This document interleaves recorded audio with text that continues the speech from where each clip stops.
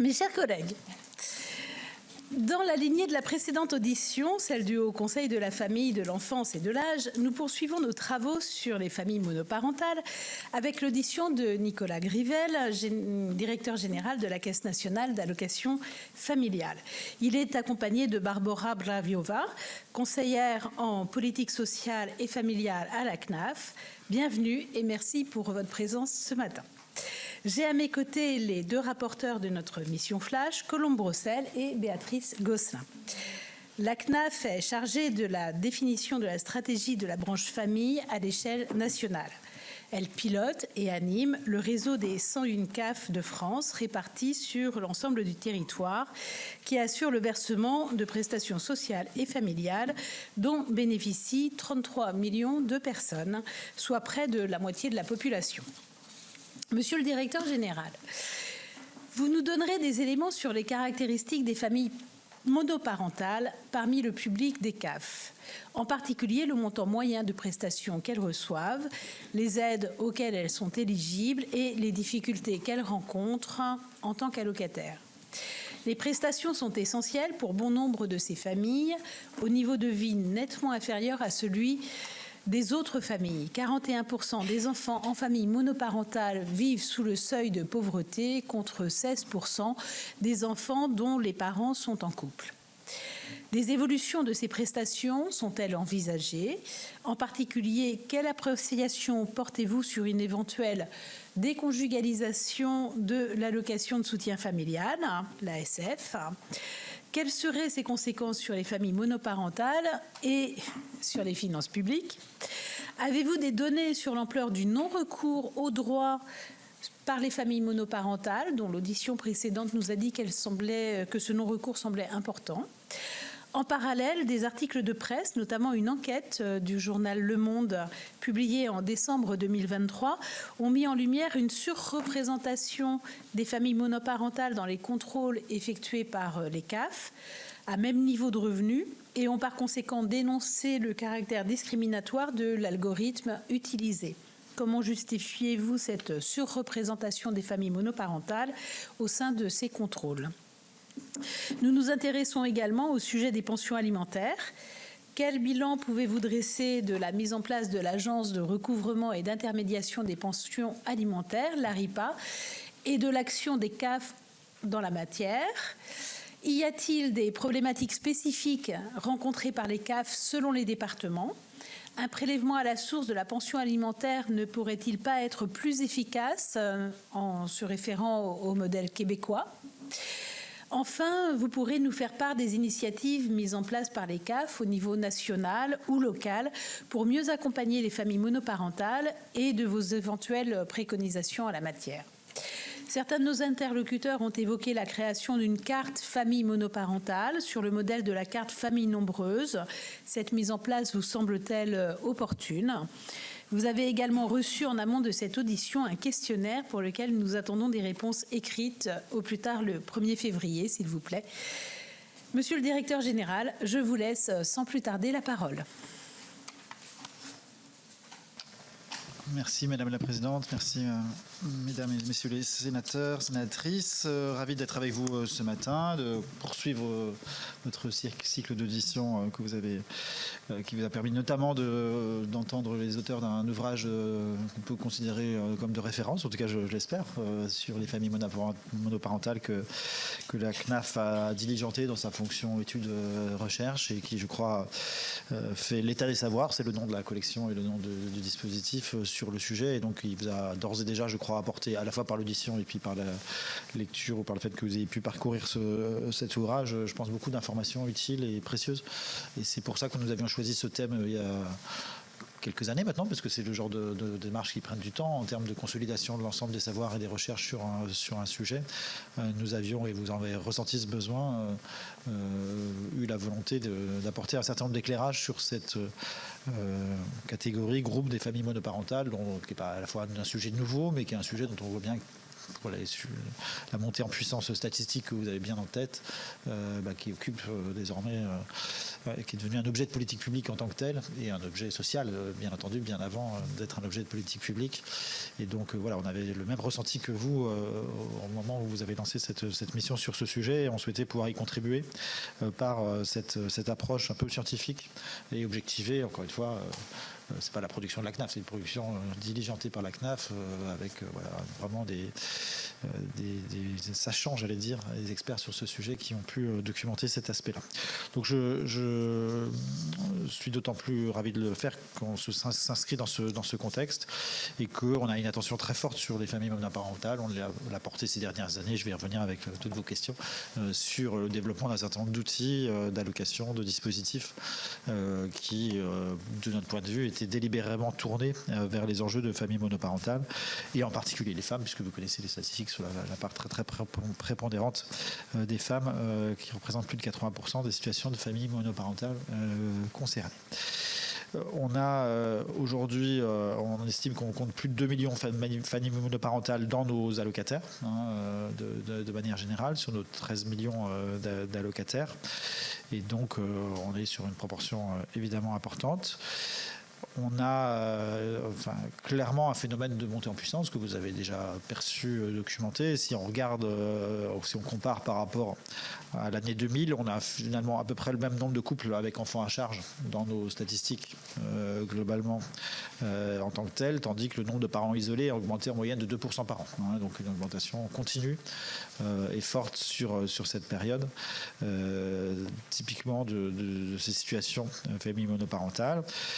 On a un certain nombre de dispositifs spécifiques qui nous permettent d'appréhender le phénomène et du coup de mesurer le phénomène, parce que c'est toujours le sujet, c'est que pour mieux mesurer statistiquement, vous mesurez souvent mieux statistiquement quand vous avez derrière de la gestion financière, administrative spécifique qui renvoie à une catégorie de population. Donc on n'est pas sur des évaluations, en l'occurrence on est dans la mesure de dispositifs spécifiques avec des dispositifs de majoration des montants de prestations.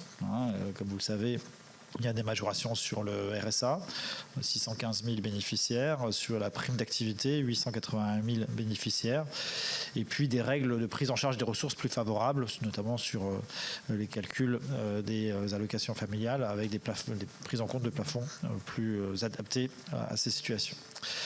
On a également un certain nombre d'aides financières individuelles, c'est-à-dire plus ponctuelles, plus à la main des CAF localement et à la main des travailleurs sociaux qui accompagnent, et je reviendrai sur le parcours séparation qu'on a mis en place dans ce dispositif. Et puis une prestation exclusivement dédiée aux situations de séparation et d'isolement, qui est l'allocation de soutien familial, sur laquelle vous m'interrogiez, qui est une allocation importante, 800 000 familles qui bénéficient, et donc dans les situations d'isolement, avec une actualité assez forte, puisque c'est une allocation qui a été revalorisée en novembre 2022, comme vous le savez, de 50%, qui a été portée à 184 €, qui est environ le montant moyen de prestations de pension alimentaire pour un enfant. Et donc la règle étant effectivement de permettre, par la surélévation de cette allocation, de remplir la fonction défaillante, entre guillemets, d'une pension alimentaire qui ne peut pas être versée en l'absence de situation permettant ce versement, ou en l'attente d'un versement, notamment dans sa dimension recouvrable, en fait, puisque on va, dans certains cas, pallier l'absence momentanée d'une pension alimentaire et ensuite récupérer le montant versé auprès du débiteur sur la pension alimentaire. Et donc c'est une prestation qui est significative, importante, utile pour couvrir ces situations d'isolement et de famille monoparentale. Alors vous nous interrogez sur le débat de la déconjugalisation de cette allocation de soutien familial. Qui se situe dans le débat public. Il y a je crois une proposition de loi France Insoumise qui a été déposée, mais pas débattue, je crois, à l'Assemblée sur ce sujet. Et puis ça s'inscrit peut-être dans un mouvement de réflexion un peu plus global, puisque nous avons procédé en octobre 23 à la déconjugalisation de l'allocation adulte handicapé, dans un autre contexte évidemment, sur un autre dispositif. Mais on voit bien la tension qui peut exister sur le modèle entre guillemets familial de versement des prestations, avec ce qui sous-tend derrière en termes de solidarité familiale, parce que la logique qui est derrière, c'est la logique que quand on est une famille, on se soutient, on accompagne les frais de la famille de manière générale. Alors, on se situe sur un débat. Pardon, vous vouliez réagir? Je disais, quelle est la définition de la famille, en l'occurrence? C'est un beau débat qui pourrait nous prendre un petit peu plus de temps que le temps octroyé pour cette audition. Mais en l'occurrence, le sujet, c'est précisément quand il n'y a pas de famille, c'est-à-dire quand il y a isolement, qu'on peut mettre une prestation spécifique. Comment? Oui, tout à fait. Bien sûr. Je ne remets pas ça du tout. Non, mais il n'y a pas de problème, je ne me sens pas taquiné. Enfin, ou alors gentiment. Mais précisément, parce qu'il y a famille et qu'il n'y a pas solidarité familiale de quelqu'un qui peut partager les frais qui s'y attachent, il y a cette solidarité nationale qui intervient. Voilà. Alors après, le débat, il est un tout petit peu, il est très intéressant. Il peut être perçu comme un peu paradoxal, dans le sens où la logique est de se dire, parmi les familles monoparentales. Ce qui est intéressant, je trouve, c'est que le concept de famille monoparentale, il s'est imposé, il est présent. Pour autant, il revêt des situations très différentes. Il recouvre des situations très, très hétérogènes. Et on peut avoir des situations de famille monoparentale qui ne sont pas exposées à la pauvreté, qui ne sont pas exposées à la disparition complète d'un père, puisqu'on peut avoir un père qui est par ailleurs présent dans l'éducation des enfants, qui verse la pension alimentaire dans des conditions tout à fait normales. Et on a des situations à l'inverse, très fortes de pauvreté. Vous connaissez la prévalence forte de ces sujets et de disparition complète du père pour des raisons variées. Et donc, ça renvoie à des situations différentes. Et donc, parmi les familles monoparentales, la situation des parents complètement isolés, et en l'occurrence souvent des femmes complètement isolées, est sans doute celle qui est la plus forte en termes d'exposition à la pauvreté. Et donc, puisque cette situation est la plus forte, on a des systèmes de prestations plus favorables et plus dédiés, et notamment la question de soutien familial. Et donc, avec la condition d'isolement qui renvoie justement à cette logique de, puisque vous êtes isolé, on a une prestation spécifique. Et donc après, on réinterroge le sujet vu de l'autre côté, en disant, oui, mais si cette personne se remet en couple, vous enlevez l'allocation de soutien familial. Mais dans la condition initiale, c'est l'isolement. Donc c'est un peu tautologique, vous voyez, le sujet. Donc ça peut ouvrir beaucoup de débats. Allez-y. Alors c'était le cas quand l'allocation s'appelait allocation parents isolés. Or là maintenant c'est allocation de soutien familial et donc plus spécifiquement dirigée vers l'enfant. On parle plus justement d'une allocation liée aux parents isolés. C'est pas la même prestation. L'allocation de parents isolés correspond au RSA majoré dont je parlais précédemment. L'allocation de soutien familial, c'est une autre prestation plus limitée dans son historique. Historiquement, si elle a toujours été, mais c'est intéressant de s'interroger sur ce sujet. À l'origine, c'était une allocation d'orphelinat. C'était le père décédé, on vous verse une prestation pour vous aider au soutien familial de la famille. Donc elle a changé de nature par définition, mais elle a toujours été, dans cette condition d'isolement, a toujours été posée en tant que telle. Voilà, et donc derrière, ça renvoie au sujet de quelles sont les situations qu'on accompagne et où on met l'argent de la solidarité nationale, parce que tout ça c'est de l'argent de la solidarité nationale. Et donc évidemment, s'il n'y a pas de limite dans l'argent, on peut faire des choix. Il y a forcément des limites, et donc les choix peuvent être guidés par ça. Moi, je trouve que c'est un débat intéressant, donc je pose le débat. Après, c'est un débat politique, évidemment. De ce point de vue, la revalorisation de 50% de cette allocation de soutien familial pour les personnes qui remplissent les conditions, donc qui sont isolées, est sans doute une mesure qui cible davantage les populations les plus précaires et les plus pauvres dans ce dispositif que la mesure de déconjugalisation en elle-même, qui du coup peut traiter de manière indistincte des situations sociales très différentes, selon la façon dont on est positionné dans l'échelle des ressources. C'est une prestation sans condition de ressources, et selon la situation dont on a par ailleurs une vie conjugale avec quelqu'un qui peut avoir des ressources. Et donc je trouve que le débat il est et déjà, bien sûr, voilà, mais c'est vrai. Bien sûr, non, mais, encore une fois, tout ça existe, mais la notion d'isolement renvoie à des surcoûts individuelle par rapport au logement, par rapport à plein de paramètres. Mais bien sûr que tout ça, je ne dis pas qu'il ne faut pas aborder la question. Je dis juste, voilà, dans la façon dont on réfléchit, il faut à la fois comprendre et connaître l'origine de la prestation, et puis voir la diversité des situations qu'on couvre se faisant dans le dispositif. Mais encore une fois, c'est un débat plus politique que technique, et voilà, qui est dans notre rôle. Nous, on applique la législation. Si la législation évolue, ben, on appliquera la législation qui aura évolué. Il n'y a pas de débat là-dessus. Mais je trouve très intéressant en termes de philosophie de système de prestation, d'où on vient, où on va et comment on fait évoluer les choses. Mais c'est cette logique-là qui aujourd'hui prévaut. Voilà. À vous signaler juste qu'on avait... Madame Rossignol, je pense, connaît bien le sujet, expérimenté dans ce qui était avant la RIPA, avant l'intermédiation des pensions alimentaires, une expérimentation en 2014 sur le maintien de l'ASF en cas de reprise de la vie commune, avec un conjoint différent de celui du père des enfants, en l'occurrence. Et donc c'était une expérimentation de 2014. On avait, sur un temps relativement limité, mais un relativement faible volume de situations, 1200 personnes qu'on avait été amené à accompagner dans ce cadre de situation, sur un total de 800 000 familles globalement. Donc le sujet peut exister dans sa caractérisation à l'occasion de cette expérimentation.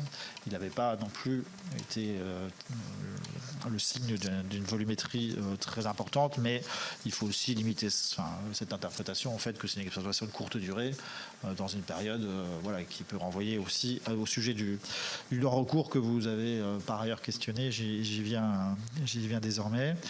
C'est effectivement un sujet global. Pour nous, le non-recours, comme vous le savez, on a des prestations importantes qui donnent lieu à des taux de non-recours aussi très significatifs, près de 30% sur le RSA, sur la prime d'activité, donc tout confondu, pas ciblé sur les familles monoparentales. Et donc la question du droit au recours et de la façon dont on accède au droit est très forte de manière générale dans le dispositif. Et on est très mobilisé sur ces sujets, avec une réforme importante en cours sur ce qu'on appelle la solidarité à la source, qui vise à connaître les revenus des allocataires de manière générale et à leur faciliter la vie dans le parcours déclaratif qui est très exigeant et très complexe, et à stabiliser du coup les versements de droits, puisque vous savez qu'aujourd'hui, quand on fait des déclarations trimestrielles sur le RSA et la prime d'activité, on la demande ces déclarations à nos allocataires. Et dans 60% des cas, ils commettent des erreurs dans leurs déclarations, ce qui n'est pas tout à fait illogique vu la complexité du système. Et que dans nombre de ces cas, on va être obligé ex post de corriger le montant des prestations versées.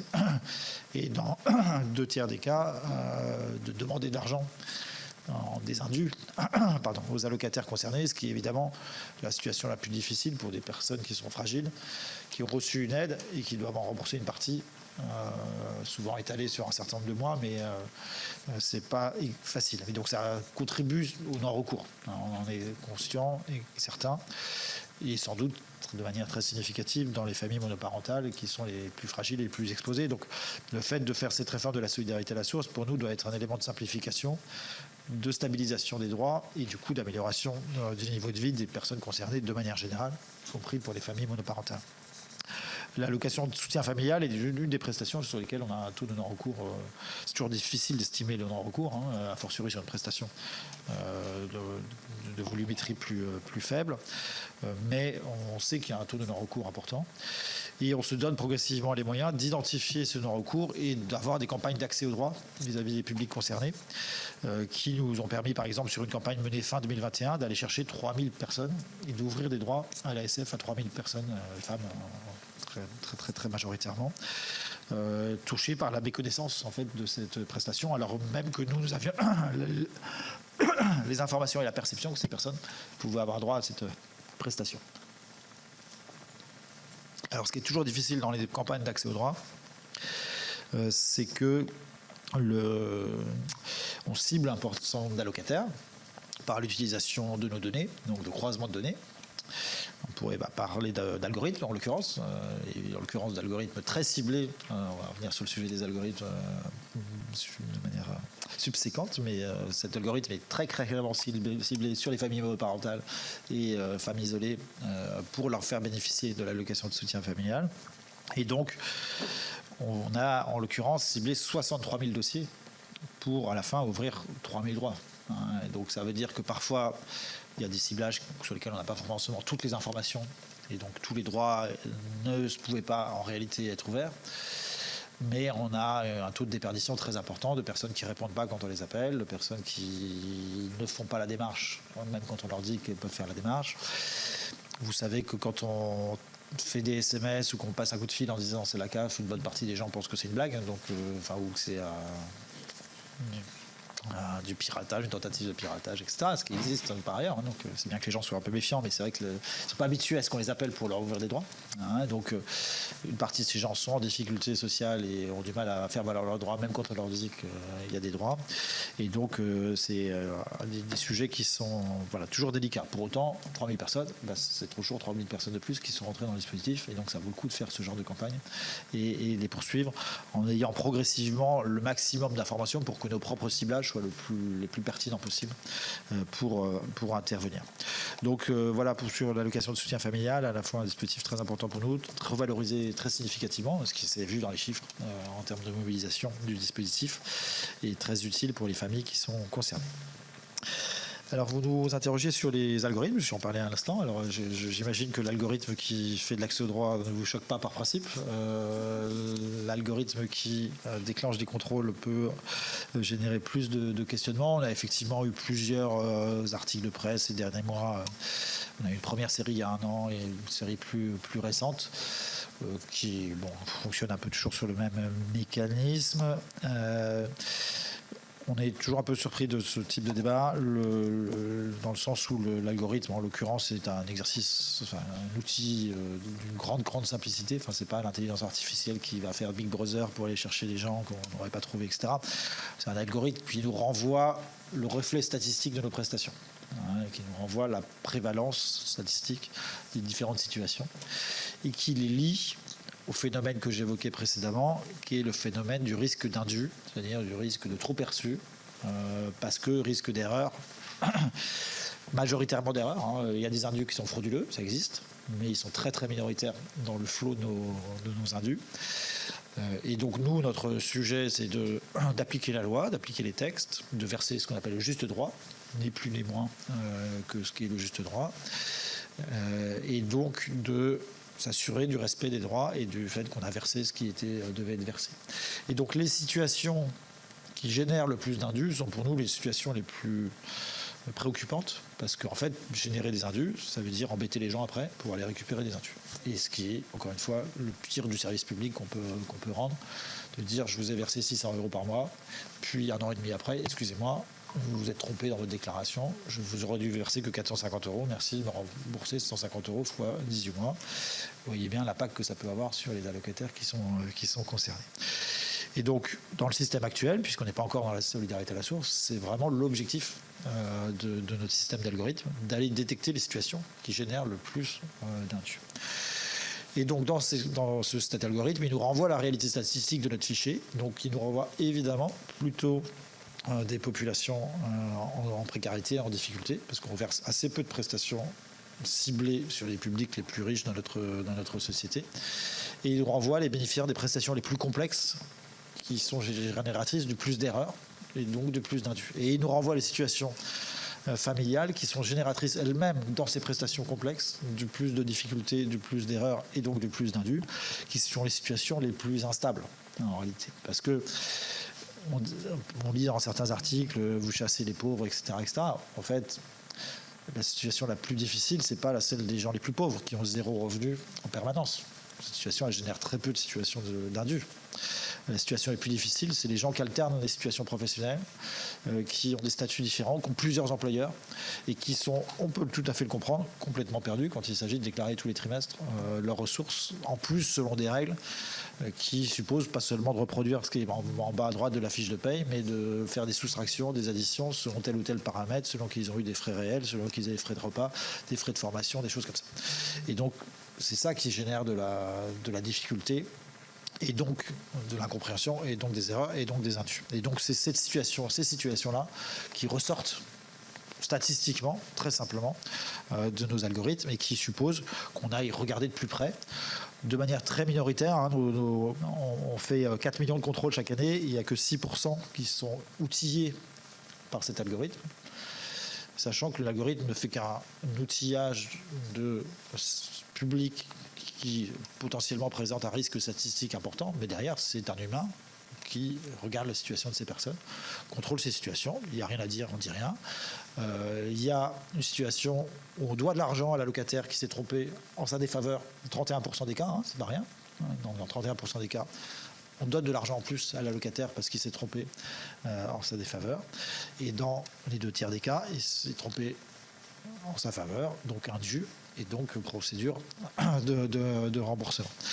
Et donc c'est à ça que sert cet algorithme, à bien cibler, à bien identifier les situations les plus risquées, y compris pour faire de la part de nos contrôleurs un travail de pédagogie vis-à-vis de ces publics, parce que les gens qui se trompent un trimestre, 2 trimestres, 3 trimestres sur leur déclaration, il y a un risque très fort qu'ils se trompent sans cesse sur leur déclaration pour les mêmes raisons.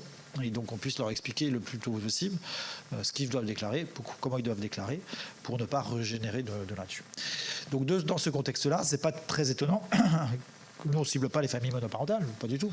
Mais quand on regarde la prévalence statistique de nos publics et des erreurs, c'est pas étonnant qu'on tombe sur des catégories très représentées dans nos dispositifs. Et pour toutes les raisons que je vous ai indiquées tout à l'heure, on a des dispositifs plus favorables pour les familles monoparentales et donc des dispositifs à la fois plus favorables financièrement. Et donc, si le risque d'erreur existe, il est plus important parce qu'il a un impact financier plus important.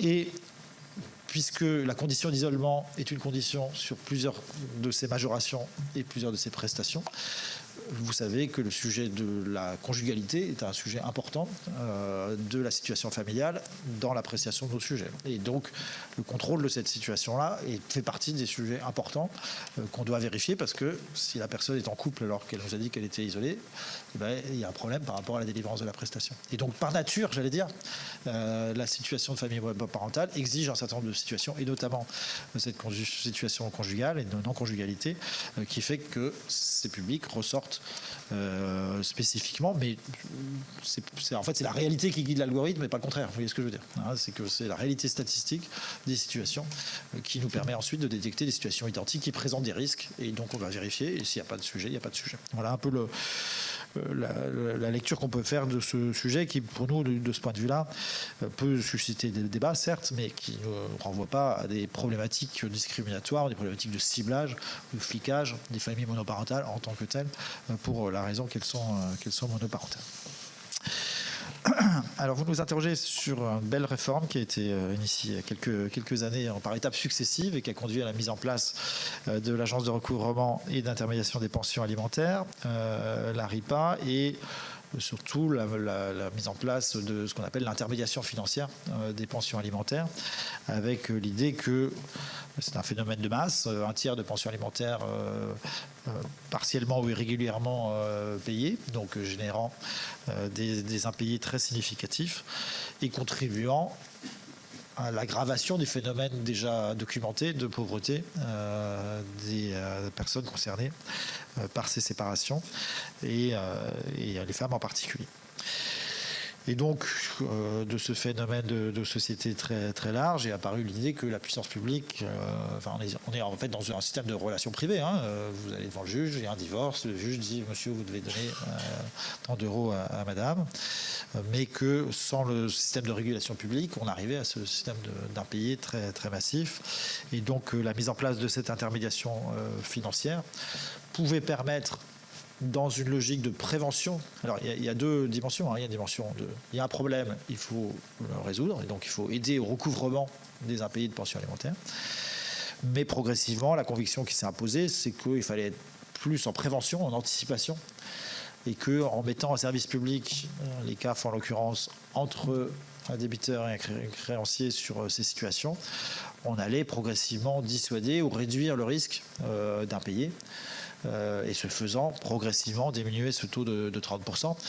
Et que pour nous, vous percevez bien, intervenir dans une situation normale, banalisée, de versement régulier, sans problème dans une famille, après séparation, c'est quand même beaucoup plus simple que d'aller commencer l'intervention au moment où il y a 12 mois, 18 mois d'impayés à aller récupérer sur une personne qui n'aura pas forcément la capacité de payer tous ces impayés, et de rattraper des situations très problématiques qui, par ailleurs, envenime la relation dans un couple, peut être facteur de violence, ça existe, peut être facteur de dégradation de la situation d'éducation des enfants et de relation entre les deux parents et les enfants. Et donc de dire, le but c'est de banaliser, neutraliser le plus possible ce sujet en mettant un service public entre les deux parents séparés et que les parents séparés parlent plutôt de sujets d'éducation, de coparentalité, de façon des problématiques des enfants, plutôt que de problématiques financières si elles sont neutralisées et gérées par ailleurs. Donc, on a eu, comme vous le savez, plusieurs étapes successives. On est maintenant arrivé à l'étape ultime, disons, de mise en place systématique par principe de l'intermédiation financière. Vous savez qu'on a inversé le principe. Au début, il fallait opter pour l'intermédiation financière. Il suffisait qu'un des deux parents demande à bénéficier de l'intermédiation financière pour la mettre en place. Ce qu'on voyait dans la pratique, c'était quand même souvent, parce qu'il y avait un problème, que la sollicitation a été faite, et donc souvent trop tard. Et donc souvent parce qu'il y avait déjà plusieurs mois d'impayés de pension alimentaire. Et donc progressivement, on a mis en place des systèmes où, par principe, vous êtes dans l'intermédiation. C'est seulement si les deux parents s'y opposent que vous ne rentrez pas dans l'intermédiation financière. Et donc depuis le 1er janvier 2023, ça couvre toutes les situations de séparation. Il y a plusieurs étapes. C'est d'abord les situations devant le juge, puis toutes les situations de divorce par consentement mutuel, y compris en passant par d'autres dispositifs, dont les avocats. Donc aujourd'hui, on a, sur l'ensemble des demandes qu'on a reçues, près de 200 000 situations qui ont donné lieu à mise en place soit d'intermédiation financière, plus de 150 000 dossiers, soit de mise en place de dossiers avec l'allocation de soutien familial récupérable, c'est-à-dire, ce que je vous disais tout à l'heure, la capacité d'aller ensuite récupérer l'allocation de soutien familial vis-à-vis du débiteur. Et donc une montée en charge très puissante de ce dispositif dans les derniers mois, enfin de 2023 et début 2024. On est à un rythme en fait de 10 000 demandes par mois supplémentaires sans impayés et 5 000 demandes par mois de demandes avec recouvrement d'impayés. Donc et ça continue sa montée en charge. Donc on est sur une adaptation très forte de ce dispositif et une satisfaction globale. On a réalisé une étude qui a été publiée il y a une quinzaine de jours, que vous pourrez vous reporter, on vous a transmise peut-être, qui montre globalement une satisfaction de plus de 8 maires sur 10 dans le dispositif, la mise en place de ce dispositif, avec des effets positifs d'accompagnement matériel, psychologique et encore une fois de neutralisation, enfin de faire vivre cette pension comme un droit reconnu plutôt que comme une bataille un peu permanente pour obtenir les financements correspondants. Ce que je trouve intéressant également, et ce qui est signalé par beaucoup d'équipes dans les CAF quand je me déplace à leur rencontre sur ces sujets de pension alimentaire, c'est que finalement le sujet de la mère était perçu dès le départ, puisque c'est la philosophie du dispositif, d'aider les mères, c'est quand même souvent les mères, à récupérer et à obtenir dans des temps et en heure leur pension alimentaire. Le sujet qui est apparu, c'est le sujet des pères. C'est que du coup, en faisant l'intermédiation, on discute avec les pères, on échange avec les pères, que beaucoup apprécient, pas tous, mais parfois se sentent un petit peu challengés, entre guillemets, dans le dispositif, mais beaucoup apprécient en fait cet exercice de neutralisation du sujet, parce que c'est conflictuel, c'est tendu, voilà. Et puis, dans certains cas, c'est l'occasion de détecter des situations, là aussi, d'accès au droit, des situations sociales compliquées, des sujets d'accompagnement. Et donc, on peut, par l'accompagnement des pairs et l'accès au droit qu'on peut ouvrir à certaines prestations auxquelles ils bénéficiaient peut-être pas, faciliter le versement de la pension, parce que le fait financièrement, ça redevient possible là où c'était compliqué précédemment. Donc c'est quelque chose aussi d'intéressant dans la façon dont le dispositif se met en place, de manière assez forte encore une fois. On n'a pas encore le recul d'une année complète, enfin on est à 2023, la première année complète, on va pouvoir l'analyser, mais il y a quand même eu une montée en charge un peu continue. Ce qu'on voit, c'est que le dispositif fonctionne bien avec les tribunaux, tout le monde judiciaire s'est mis en place et ça n'a pas été simple forcément au début, mais on a quelque chose maintenant sur quelque chose qui fonctionne de manière assez fluide. Il est encore à ses débuts sur le rôle des avocats dans les procédures qui passent par les avocats, où on sent qu'il y a des questionnements, parfois des réticences sur la mise en place du dispositif de la part d'avocats qui peuvent conseiller à leurs clients, dire tout se passe bien entre vous, c'est un consentement mutuel, vous êtes d'accord sur la pension alimentaire, il n'y a pas de problème, vous n'avez pas besoin de passer par la CAF. Ce qui n'est pas tout à fait la philosophie de la réforme, puisque les 30% d'impayés, si on savait les détecter au premier jour du divorce ou de la séparation, ça serait très simple. En réalité, ça peut se passer bien pendant 3 ans, 5 ans, 10 ans, et puis d'un coup, des difficultés, des remises en couple, des enfants nouveaux dans des autres fratries, etc.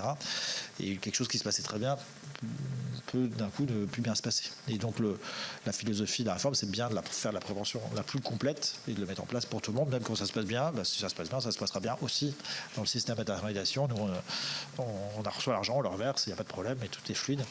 Et ça prévient peut-être des difficultés qui seraient survenues 3 ans ou 5 ans après. Voilà. Donc un point d'attention encore sur ce sujet, évidemment.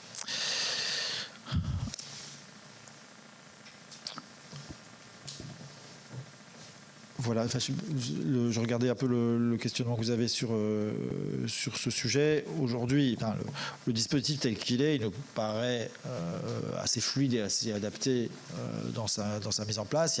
On a un point de vigilance sur les délais de démarrage du dispositif, parce que on a beaucoup d'informations à récupérer en peu de temps pour brancher le circuit de versement et parfois des incompréhensions des bénéficiaires, des parents sur ce qu'ils doivent faire dans l'intervalle selon ce délai, parce qu'on a une obligation évidemment de verser la pension tant qu'on n'est pas intervenu nous.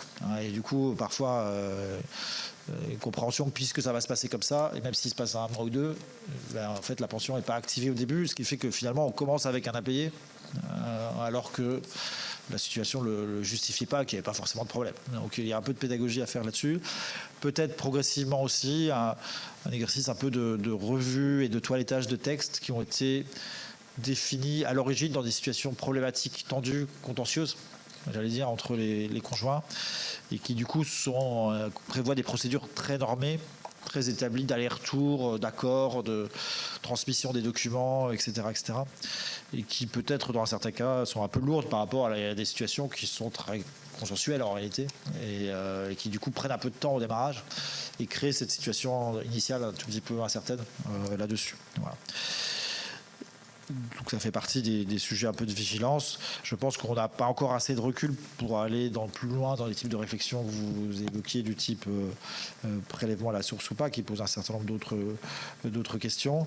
Ce qui est certain, c'est que on est quand même dans un dispositif qui peut être très fluide tel qu'il est aujourd'hui lorsque les choses se mettent en place, avec le prélèvement automatique, avec tout ça, qui fait que beaucoup de situations qui se passent très bien en réalité. Donc on n'est pas encore. Enfin, je pense qu'il faut faire vivre le dispositif et prendre peut-être 2-3 années de recul pour apprécier ce qui doit être fait et peut être fait là-dessus. Parmi les améliorations sur lesquelles on réfléchit, il y a le lien avec le sujet précédent, qui est l'allocation de soutien familial, et le fait qu'on puisse rendre de manière plus systématique le fait que l'entrée dans le dispositif ARIPA vaille quelque part demande d'allocation de soutien familial en cas de difficulté de versement, là où finalement il faudrait faire une demande supplémentaire en cas de difficulté aujourd'hui, ce qui peut contribuer au non-recours qu'on développait tout à l'heure. Donc ça fait partie des questionnements qui sont les nôtres et des réflexions qui sont les nôtres. Voilà, pour terminer, vous nous demandiez des informations sur la façon dont les CAF sont mobilisés pour accompagner les familles monoparentales. Comme je vous le disais, c'est vraiment un de nos publics très très très prioritaires. Peut-être quelques mots sur le parcours séparation qu'on a lancé en 2021, qui est un parcours d'accompagnement un peu global, à la fois d'accès aux droits et d'accompagnement social par nos travailleurs sociaux, des personnes qui concernés, les parents concernés quand il y a une séparation, qui est un parcours vraiment d'aller vers, on parle souvent de ce terme, qui est un parcours qui fait que systématiquement, quand on a connaissance d'une séparation, on propose un accompagnement et on propose aux personnes de rentrer dans ce parcours séparation, qui peut être un parcours très court, pour donner quelques conseils, quelques informations, etc. Et puis les parents ne ressentent pas le besoin supplémentaire, ou un parcours plus dense si on sent qu'il y a des choses assez lourdes à mettre en place. Et donc d'informations sur les droits et devoirs, prévenir les situations les plus fragiles, les plus délicates, et parfois identifier des situations de violence. Ça peut arriver que c'est à cette occasion du parcours séparation qu'on identifie ces situations de violence conjugale, et mettre en place les éléments de coparentalité qui vont continuer à s'exercer, parce que c'est un sujet vraiment très important.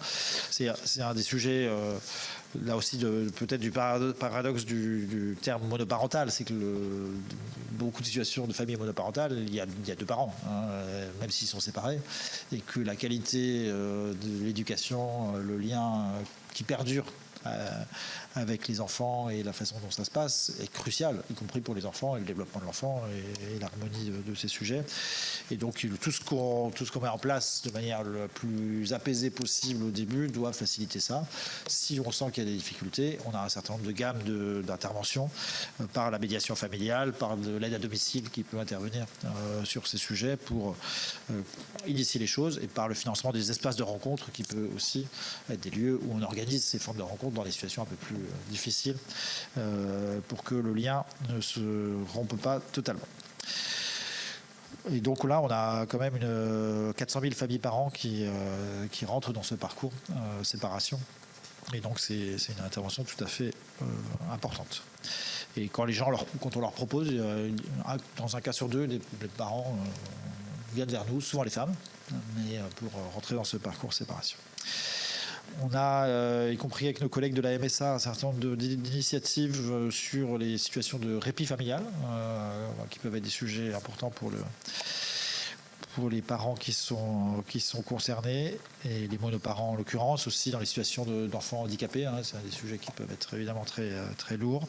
Et donc là aussi, on voit c'est une thématique qui monte et qui s'accompagne souvent au niveau local par les CAF.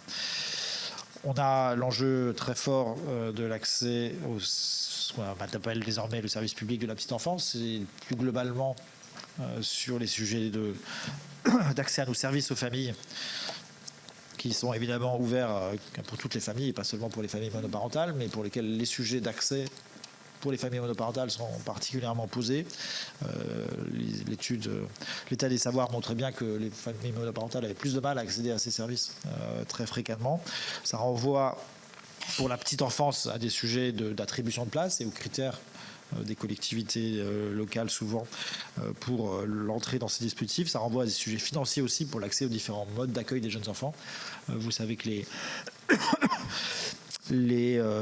tous les services aux familles ne provoquent pas le même reste à charge pour les familles, et que pour les familles les plus précaires, les modes d'accueil ne sont pas tous ouverts dans les mêmes conditions, notamment le mode d'accueil individuel. Donc la réforme du complément mode de garde qui est en cours va permettre d'égaliser, de lisser ces restes à charge pour l'ensemble des familles, donc ça bénéficiera aux familles monoparentales. Et puis de développer les formules d'horaires atypiques, les formules de lien avec les parents dans les lieux d'accueil enfants-parents, les formules de crèche à vocation d'insertion professionnelle permettant à une femme qui souhaite reprendre un parcours professionnel d'avoir des heures d'accueil des jeunes enfants qui lui soient offertes dans cette tranche-là. Et puis ce sujet ne s'arrête pas à 3 ans. Et donc on a le sujet de la conciliation aussi avec les accueils sans hébergement, les accueils de loisirs, sur lesquels on va expérimenter un barème national qui pourrait permettre de laisser la place à une tarification spécifique pour les familles monoparentales. Voilà ce que je pouvais vous dire globalement en réponse à vos questions. Je vais laisser la parole à nos rapporteurs. Juste, il y a une question, il ne me semble pas que vous y ayez répondu ça doit être volontaire, alors, sur la carte famille monoparentale. Oui, alors je ne sais pas ce que ça impliquerait exactement. Alors en fait, c'est à l'exemple de la carte de la famille nombreuse, oui, puisque finalement on est famille nombreuse quand on a 3 enfants, c'est-à-dire qu'en gros, quand on est famille monoparentale, à partir d'un enfant et demi, on serait famille nombreuse. Et donc ça peut se justifier. Donc voilà. Après, ça renvoie à quels sont les services. Comment ? Enfin, c'est un enfant et demi n'est pas facile à évidemment appréhender. Là, ça renvoie à la question de quels seraient les services offerts par cette carte. C'est-à-dire que vous savez que la carte famille nombreuse, elle n'a pas non plus elle renvoie à un certain nombre de services, mais pas non plus à un volume illimité de services. Et donc voilà, ça renvoie aux problématiques, notamment en SNCF, qui sont très marquées, puisqu'il y a eu pas de débat sur ce sujet de l'utilisation de la carte famille nombreuse et de la tarification et des implications financières que ça pouvait générer, plus tous les services publics locaux en fait en réalité, que ce soit l'accès à la culture, que ce soit un certain nombre de sujets. Voilà. Et après, ça renvoie à la difficulté de gérer ce genre de dispositif. Qu'est-ce que c'est qu'une famille monoparentale? Jusqu'à quand et à partir de quand on est famille monoparentale? Comment on gère quelque chose qui est potentiellement aussi variable dans le temps sur ce genre de dispositif qui est un peu ciblé, quoi. Voilà. Mais on n'a pas expertisé plus avant, puisqu'on n'a pas de visibilité sur les contours exacts que prendrait ce dispositif. Oui, merci beaucoup, monsieur, pour cet exposé. Moi, j'avais deux questions. Alors, vous avez parlé un petit peu de la lisibilité, du manque de réactivité un petit peu du service ARIPA qui fait que le temps que les données soient enregistrées, etc., le délai de démarrage peut être un peu long. Et parfois aussi, vous parliez de familles qui sont les plus exposées, qui sont les familles où les parcours sont plus chaotiques ou plus incertains. Et donc, parfois, des situations de professionnels changent.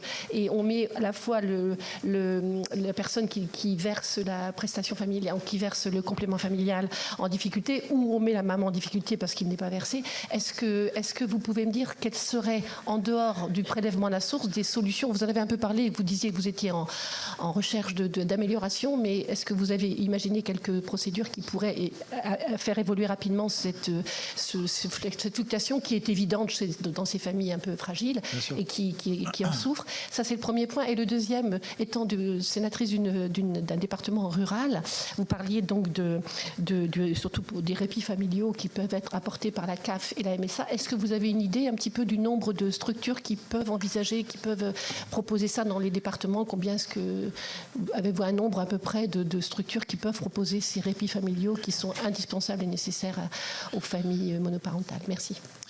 Donc sur le premier aspect, c'est moins un sujet de manque de réactivité, même si la montée en charge très forte du dispositif fait que c'est des flux très conséquents. Hein. Je vous ai donné les chiffres tout à l'heure, et donc on a des équipes qui se sont adaptées évidemment en volumétrie, mais on est quand même un peu sous tension de ce fait-là.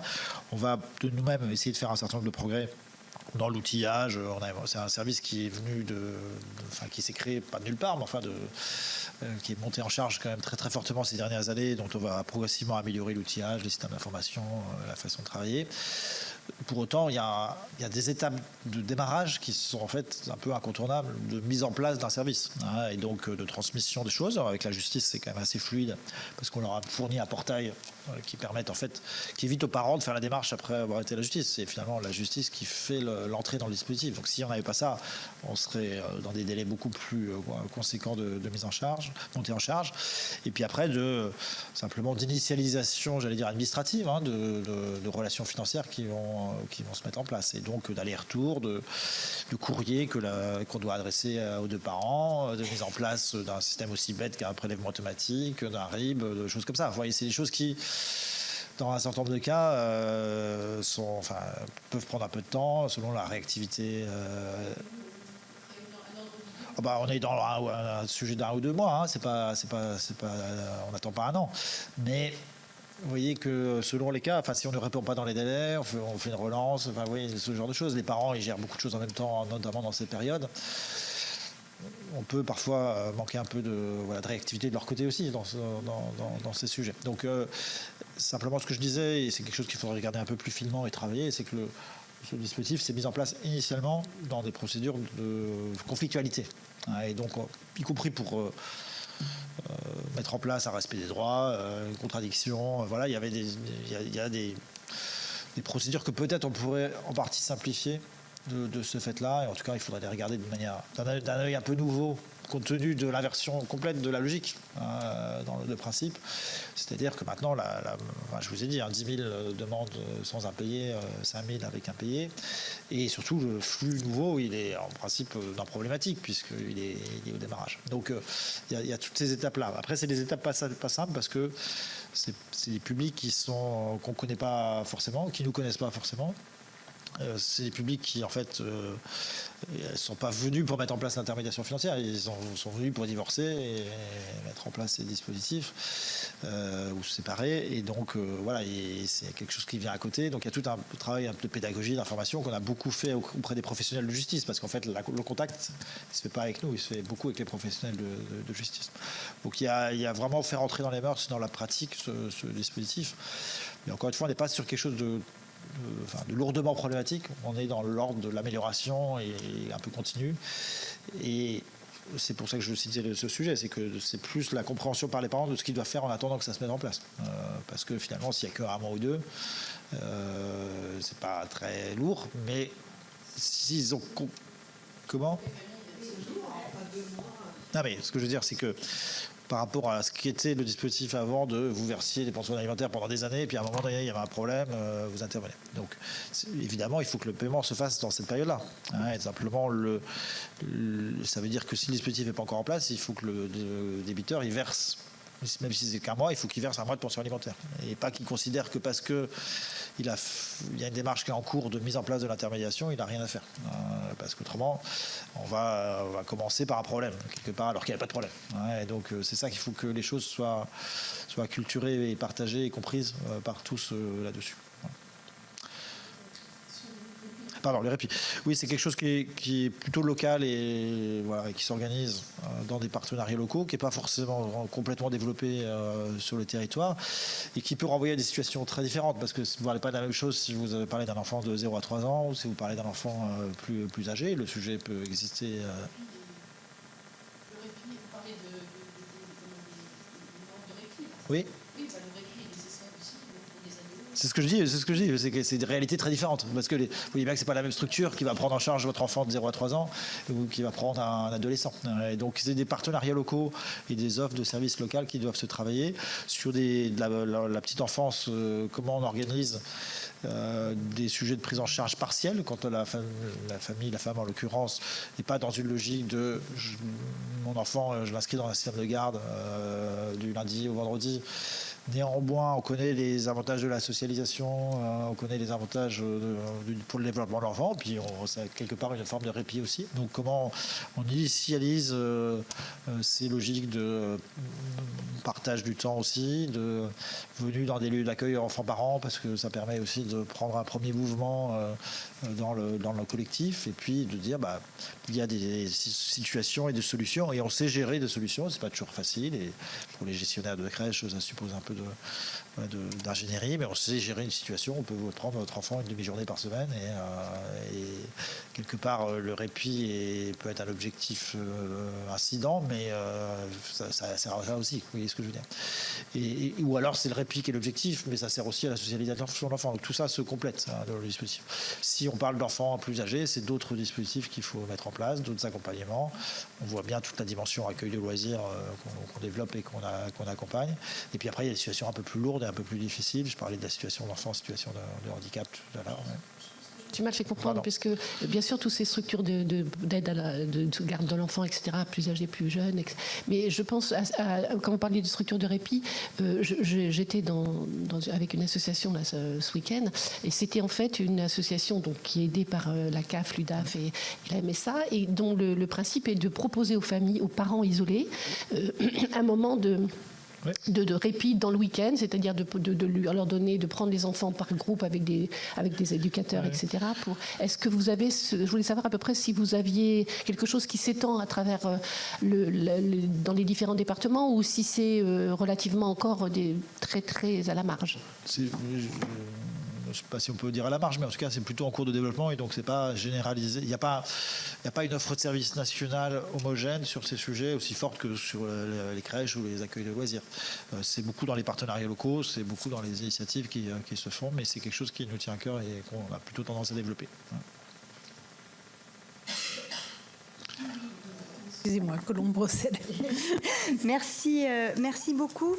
Alors, je ne reviendrai pas sur la question contrôle et algorithme. Je sais que d'autres collègues le feront. Peut-être juste une réflexion et une question pour poursuivre le questionnement de Béatrice Gosselin. La réflexion, il se trouve que la première audition qu'on a organisée et qui a lancé les travaux de cette mission, c'était les autrices de l'ouvrage que vous avez piloté, qui est un ouvrage produit, piloté par la CNAF, passionnant, et avec une phrase que j'avais trouvée marquante de la part de celle qui avait coordonné les travaux. Elle l'a dit beaucoup mieux que je ne vais le dire, qui consistait à dire est-ce que nous sommes dans un pays dans lequel il n'y a pas de prestations d'accompagnement et de soutien aux familles monoparentales? La réponse est non. Est-ce que l'ensemble de ces prestations contribuent à éviter la précarité? La réponse est malheureusement non. Et je trouvais un peu paradoxal, pardon, je vous livre du coup cette réflexion en direct, que ayant posé ce sujet-là, qui est un sujet absolument majeur, parce que c'est un sujet qui renvoie aux politiques publiques et à quoi servent les politiques publiques en termes de soutien aux familles monoparentales et d'évitement de la précarité. Je trouvais paradoxal que dans un moment où il y a un constat unanime sur le fait que la précarité augmente pour les familles monoparentales, le ciblage des contrôles de la CNAF consiste in fine à faire en sorte que vous arriviez à identifier que 71% des familles qui sont accompagnées par la CNAF financièrement, avec des aides qui manifestement n'arrivent pas à éviter la précarité pour ces familles, soit des trop perçus. Je ne vous fais nul grief personnel de ce sujet-là. Mais voilà, il y a une forme de paradoxe quand l'ensemble des politiques publiques qui sont mises en œuvre n'arrivent pas à éviter l'augmentation de la précarité, à ce que finalement les trop perçus eux-mêmes soient des accélérateurs certainement de précarité. Mais fin de cette réflexion. Je reviens sur ARIPA. Vous avez pu voir qu'on a été plusieurs à réagir sur le fait que considérer que pour une famille, même 1 mois ou 2 mois à l'échelle, alors en effet, d'une vie, tout ça n'est pas grand-chose, mais enfin, dans un contexte de séparation, même le non-versement, y compris involontaire, parce que les processus ne sont pas compris, il a un impact dans la vie des familles et ça n'est pas rien. Moi, ce que j'ai entendu tout ce que vous nous avez dit sur la montée en puissance progressive, le fait que c'est beaucoup de travail, évidemment, de prise en main. Ça a réduit de combien le pourcentage de 30% de pensions alimentaires non payées? Parce que l'objectif au point de départ de cette mise en œuvre, c'était de faire en sorte qu'on n'ait plus 30% de pensions alimentaires qui soient non payées. C'est quoi l'impact, très concrètement? Et puis peut-être deuxième sous-question, j'imagine que vous l'avez évalué, c'est comment est-ce qu'on peut quantifier la mobilisation de la CNAF sur ce sujet? C'est soit en équivalent temps plein, soit en euros. Mais voilà, comment on évalue l'investissement de la CNAF sur ce sujet-là? Merci. Merci beaucoup. Sur le sujet qui était en parenthèse, donc je rouvre une parenthèse avant de répondre, mais sans polémique aucune. Je pense qu'il faut... Il y a 2 débats différents entre c'est quoi le niveau de solidarité nationale qu'on attribue à telle ou telle catégorie de population et selon quels critères, et quelles sont les conséquences de faire appliquer cette législation nationale et ces choix nationaux. Parce qu'en réalité, notre dispositif et notre aspiration, et c'est bien la logique de la solidarité à la source, c'est de mieux en mieux et de plus en plus verser bien du premier coup le bon montant de prestations. Et nous, le moins on a besoin de contrôler, le moins on a besoin de rectifier les situations, et le moins on a besoin d'aller chercher des indus chez les personnes, le mieux on se porte. Il n'y a vraiment aucun problème là-dessus. Pour autant, j'ai déjà été interrogé, non pas dans cette salle, mais dans une autre, fréquemment par vos collègues, sur le fait que la Cour des comptes n'a pas certifié les comptes de la branche famille l'année dernière, sur un seul motif: le volume des erreurs déclaratives des allocataires et notre incapacité, évidemment, à récupérer l'intégralité des sommes. Et on parle de plusieurs milliards d'euros. On n'est pas sur des petites choses. Et donc notre sujet à nous, et le sujet de la Cour qu'on peut vraiment partager, c'est juste l'application de ce qu'on appelle le juste droit, c'est-à-dire ce que vous avez déterminé, ce que les lois et les décrets déterminent en termes de combien est dû aux gens, ni plus ni moins. Et donc, on ne peut pas considérer que parce que, pour une bonne ou mauvaise raison, quelqu'un a reçu trop d'argent et qu'on récupère l'argent qui a été versé en trop, on contribue à la pauvreté des gens par le système de solidarité. Voilà, c'est normal que les gens ils aient ce à quoi ils ont droit. Après, si on trouve que c'est pas assez ce à quoi ils ont droit, c'est un autre débat. Et on peut dire il faut augmenter les droits, il faut verser plus, revalorisation de 50% de la ASF, etc., etc. Mais c'est deux aspects différents et on peut pas, évidemment, en tant que service public chargé de l'application des textes, on ne peut pas dire on n'a qu'à ne pas appliquer les textes et verser plus aux gens, comme ça ils seront moins pauvres. Vous voyez ce que je veux dire? On est évidemment chargé d'appliquer les textes et de verser ce qui est dû. Sur le sujet de la réparation, merci de me permettre d'y revenir. Je n'ai pas dit c'est pas grave s'il n'y a pas un mot ou deux. Non, je n'ai pas dit ça du tout. Je dis juste dans l'initialisation d'une relation financière qui va durer et qui a vocation à durer des années. Un mois ou deux, c'est vraiment l'initialisation. Voilà, si on était capable, dans un système de gestion, de le mettre en place en 3 jours, moi je ne demande que ça, évidemment, et c'est plus simple pour les gens.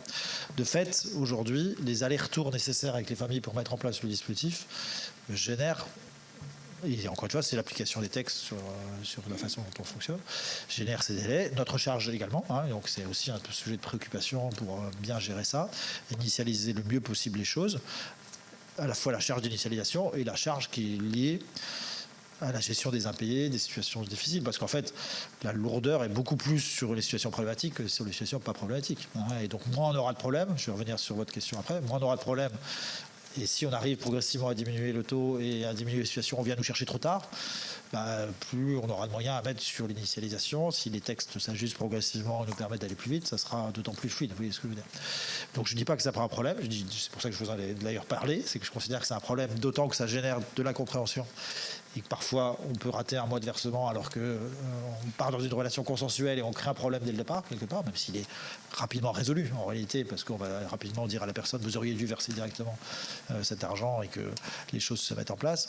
Mais ça pourrait être un peu plus fluide de ce point de vue-là, et donc c'est un de nos objectifs d'y travailler, à la fois dans nos capacités d'accompagnement et le cas échéant dans des évolutions de texte pour fluidifier cette période initiale.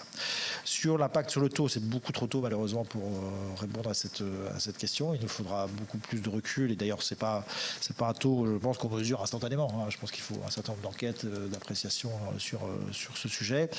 Il faut que vous ayez en considération également que il y a peut-être un effet déformant à mettre en avant la montée en charge très forte du dispositif de notre côté par rapport à ce qu'est la réalité du stock, si vous me permettez ce terme.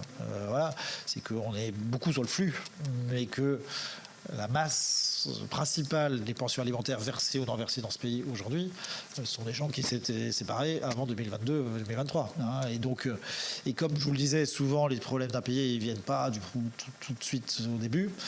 Évidemment, on va récupérer encore beaucoup. Et le 10 000, 5 000 que je vous mentionnais là, je trouve qu'il est quand même encore, il y a encore trop de situations d'impayés par rapport à la proportion de ce qu'on a à gérer, oui, bien sûr. Et donc ça veut dire qu'on récupère encore beaucoup de situations du stock de gens où quelqu'un nous dit j'ai rien à payer, je souhaite rentrer dans le dispositif, à la fois pour récupérer ce que j'ai pas récupéré et puis pour mettre en place un flux plus fluide et naturel à l'avenir. Donc c'est encore trop tôt malheureusement pour répondre à votre question.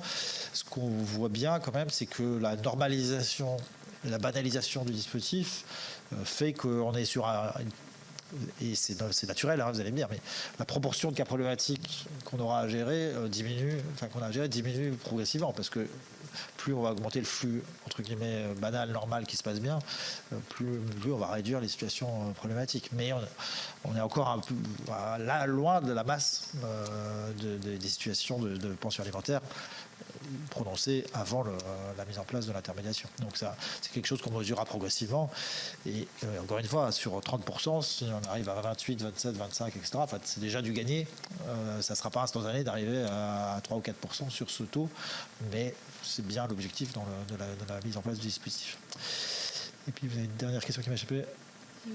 L'évaluation des moyens, temps homme. On est à plus de 1000 ETP désormais sur cette activité, donc c'est conséquent. On a objectivement, et il faut le souligner, c'est une mission qui n'était pas prévue par notre précédente convention d'objectifs et de gestion à son démarrage, qui s'est mise en place en quelques années et sur lesquelles on a eu des moyens de monter en charge, y compris encore dans la nouvelle convention d'objectifs et de gestion qu'on a signée en juillet pour accompagner le mouvement et la montée en charge. Voilà. Après, on peut toujours avoir un débat de est-ce que c'est suffisant, est-ce que la continuation de la montée en charge ferait qu'il faut... Voilà, mais c'est quand même pas rien. Enfin, je pense qu'il faut le souligner. On n'a pas bricolé, entre guillemets, pour mettre en place ce dispositif. C'est un dispositif important. Ça nous fait des équipes conséquentes, des équipes qui sont très mobilisées, des équipes en outils de mieux en mieux, parce que, encore une fois, on a commencé de manière très, très rapide et spontanée sur ce dispositif très différent de ceux qu'on gère par ailleurs. Et donc, c'est quand même, je pense, enfin, on peut se féliciter du fait qu'il y ait eu des répondants collectifs sur ce sujet et que ce service se mette en place. C'est un nouveau service public. C'est pas si souvent qu'on crée un nouveau service public, quelque part, autour de ces pensions alimentaires. Et c'est quelque chose qui, d'ailleurs, souvent les gens ne comprennent pas complètement la logique parce qu'on est tellement habitué à nous voir comme versant des aides. Là, quand tout se passe bien, on ne verse pas d'aide. On prend de l'argent privé et on le fait transiter vers un acteur privé. Et donc, c'est pas un dispositif de générateur de dépenses publiques, si ce n'est notre dimension de gestion. Il y a parfois le débat de est-ce qu'on a vraiment besoin de mettre des gens qui gèrent dans un service public des pensions alimentaires quand tout se passe bien. On peut avoir ce débat. Je trouve il faut vraiment le remettre dans la philosophie de la réforme, qui est de dire on prévient des difficultés qui viendront peut-être plus tard et on rend les sujets complètement habituels. Et donc c'est pour ça que je pense que l'universalité est très intéressante sur ce dispositif, même si effectivement elle n'est pas mentalement comprise initialement. Un autre collègue, je crois, souhaite parler. Oui, merci Monsieur le Directeur Général. Heureux de vous retrouver aussi dans d'autres circonstances. On s'était croisés du temps où vous étiez Directeur Général de l'ANRU à Saint-Ouen. Tout à fait. Sur d'autres projets. Merci pour votre présentation. Moi, je voulais vous revenir, tout simplement, vous l'avez compris, je suis sénateur de la Seine-Saint-Denis aujourd'hui et revenir sur cette question de l'algorithme. Évidemment, j'ai bien entendu vos explications, mais j'avais deux points très particuliers à remettre en lumière. D'abord parce que lorsque cet article dans la presse est sorti il y a quelques mois, nous avions compris en Seine-Saint-Denis que c'est l'algorithme qui était déployé avait une vraie approche gestionnaire et moi c'est la question des critères, une approche très gestionnaire avec des critères de réglage de cet algorithme qui nous interpellaient très fortement en Seine-Saint-Denis avec un ciblage particulier sur les mères célibataires à faible revenu ou les personnes en situation de handicap. Et évidemment ça avait soulevé, oui, très clairement une vive préoccupation chez nous auprès des associations, des élus. Le président de notre département, Stéphane Troussel, avait saisi le défenseur des droits pour examiner les conséquences de l'application de ces critères et parce qu'aussi, de notre point de vue, cela pouvait engendrer une discrimination territoriale pour les habitants de notre territoire avec des contrôles comparativement plus nombreux qu'ailleurs. Voilà ma première question, puisque lorsqu'on se positionne et qu'on s'interroge sur notre département, oui, c'est un département où, à notre connaissance, 2/3 des contrôles vont cibler des allocataires précaires, mais parce que c'est un département qui présente un taux de pauvreté 2 fois supérieur à la moyenne nationale, 61% de la population totale est allocataire de la CAF, et les familles monoparentales, évidemment, majoritairement des mères célibataires, sont surreprésentées. Il nous a été apparu aussi, et je voulais vous entendre là-dessus, que potentiellement un des critères de cet algorithme, c'était un critère géographique qui prenait en compte le lieu de résidence. Et ça soulève légitimement des inquiétudes dans la mesure où la possibilité que le simple fait de résider en Seine-Saint-Denis ou dans un quartier défavorisé aggraverait ce risque de contrôle, ce qui pourrait apparaître pour nous comme une discrimination. Enfin, mon deuxième point, au-delà des préoccupations, je comprends que cette utilisation du data mining, de l'algorithme, etc., avait été expérimentée en 2004, déployée au niveau national en 2010 à la demande du président de la République de l'époque, Nicolas Sarkozy, pour se concentrer sur la recherche a posteriori d'erreurs plutôt que sur leur prévention. J'ai été, en 2000, je travaillais à la CAF, en emploi saisonnier d'été, en juin, juillet 2000, pardon. Le temps passe. Mais vous pouvez revenir si vous voulez. Sur les allocations logement. Donc j'avais pu voir, c'était une mission de renfort à l'époque, à la cave de Pleyel déjà, dans la tour Pleyel à l'époque. Ouais. Et j'avais pu voir aussi à l'époque le rôle non seulement de contrôle, mais de conseil que nous avions à mettre en œuvre auprès des prestataires pour leur donner une compréhension non seulement du fonctionnement de leurs droits, mais de leur capacité aussi à exprimer, à demander, à déposer des dossiers et à faire des demandes sur leurs droits. Et vous l'avez dit, je relève ça, monsieur le directeur général, que le système est très complexe. on en convient, et on ne peut pas en vouloir à nos allocataires de faire des erreurs. Voilà ma question, elle était assez simple, enfin mes deux questions. Et est-ce qu'il y a une volonté éventuelle du côté de la CAF de recentrer, au-delà de la dimension trouver les erreurs a posteriori, travailler, recentrer auprès des équipes de la Caisse nationale à ce travail de prévention, d'explication et de présentation des droits dont les allocataires pourraient bénéficier. Merci. Merci beaucoup. Alors, j'ai fait un développement déjà assez long, je crois, sur le sujet des algorithmes tout à l'heure. Je redis 2-3 choses.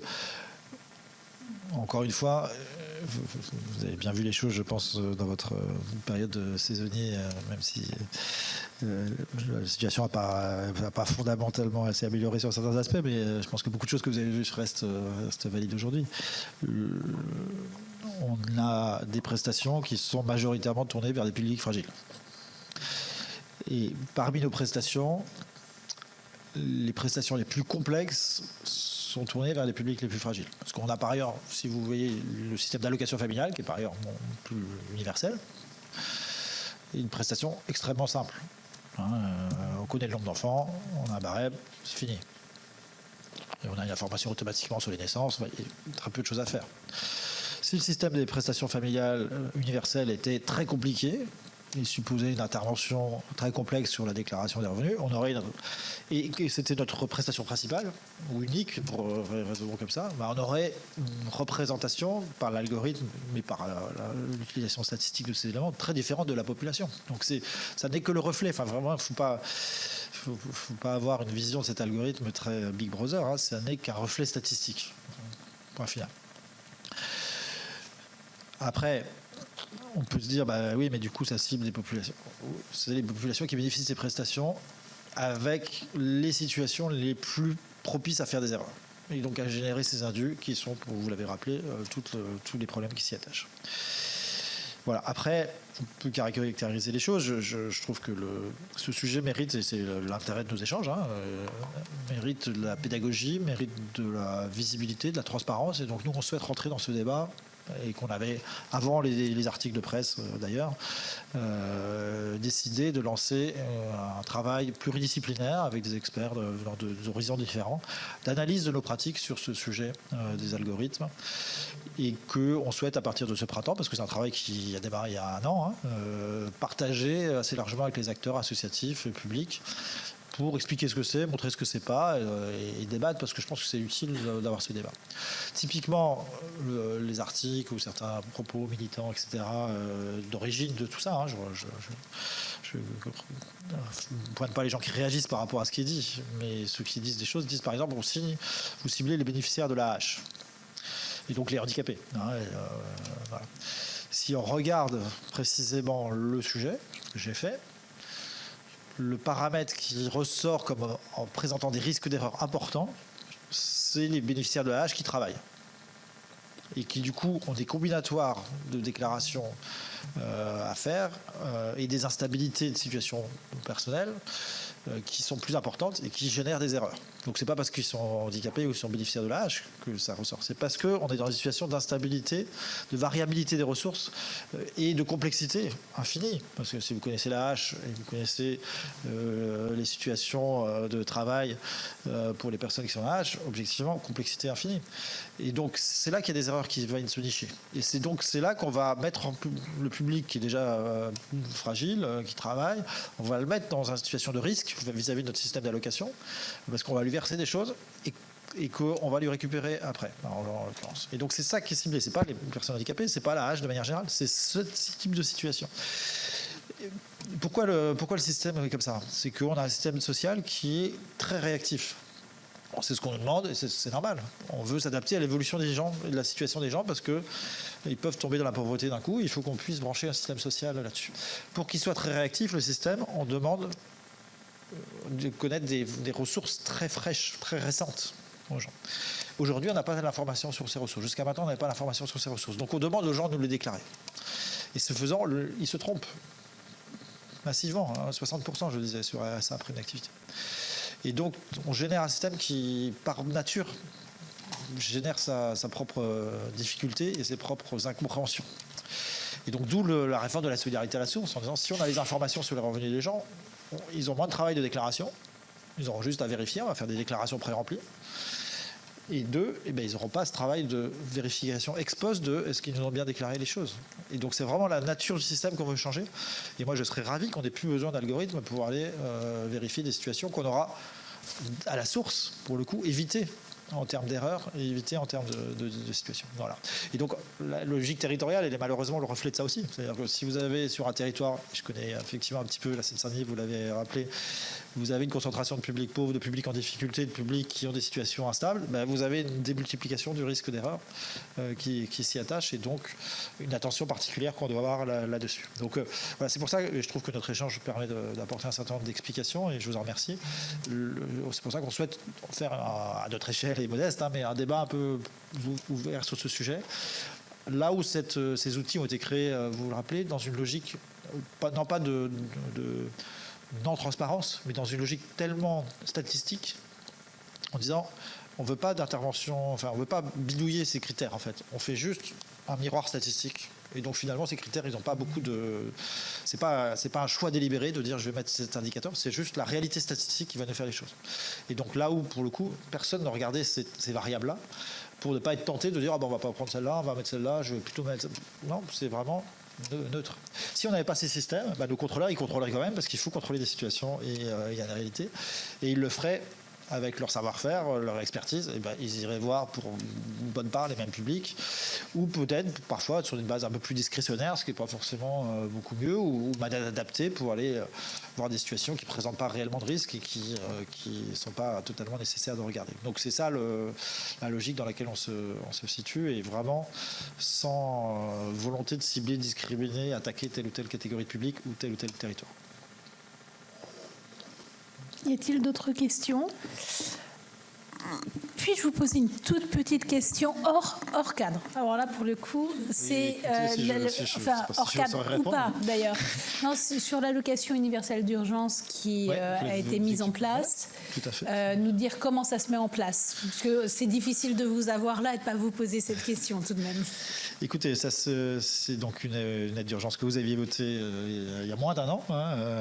Elle a été votée en février à l'initiative de Valérie Létard, qui était ici au Sénat, qui nous a demandé un peu de réactivité aussi pour mettre en place ce dispositif à compter du 1er décembre, et qui est un dispositif que je trouve très intéressant et d'ores et déjà utile, parce qu'on a des sollicitations fortes qui témoignent du phénomène en réalité et du besoin. On a une appréciation déjà positive sur la façon dont on a su se mobiliser, les CAF ont su se mobiliser très actives à des sollicitations fortes. Vous nous aviez fixé des délais très courts, 3 à 5 jours pour verser cette aide. C'est des délais qu'on arrive à tenir dans la majorité des cas. Parfois il y a un peu d'aller-retour sur tel ou tel document, tel ou tel capacité de versement, etc. Mais vraiment, on a une réactivité forte qui s'est mise en place, une priorisation très forte en réalité sur ces situations, et un premier retour assez favorable de la façon dont ça se passe. C'est encore un peu tôt, on a moins de 2 mois de recul, mais une bonne appréciation, avec quelques éléments de vigilance et de travail pour la suite que je partage avec vous. On a des situations qui peuvent être assez différentes en termes d'urgence, puisque la loi permet de remonter, d'avoir des faits 1 an en arrière. Donc, évidemment, dans les chiffres que je vais repartager, je ne sais pas si Anna, on peut retrouver les derniers chiffres. Si vous les avez, pardon, Barbara. Moi, j'ai 1000 bénéficiaires. 8 000 bénéficiaires et 12 000 demandes, c'est ça 12 000. Voilà. Et 6 000 400. 8 000. 8 000. Et au total, 6 000 versés. Ah oui, ça augmente encore. 800. Oui, 850 € de montant moyen à peu près. Quasiment